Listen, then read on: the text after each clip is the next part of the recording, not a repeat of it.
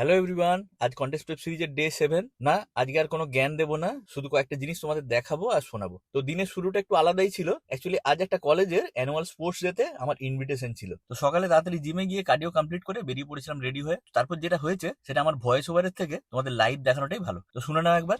এবং national level champion body builder, শরীরকে কিভাবে সুস্থ রাখা যায় ওনার এই জিমনাসিয়ামে গেলেই আমরা তা জানতে পারবো। মেদিনীপুরের প্রতিষ্ঠিত জিম শিক্ষা প্রতিষ্ঠান বারবেল কমপ্লেক্সের কর্ণধার আমরা শ্রবণ সরকার মহাশয়কে বরণ করে নিচ্ছি।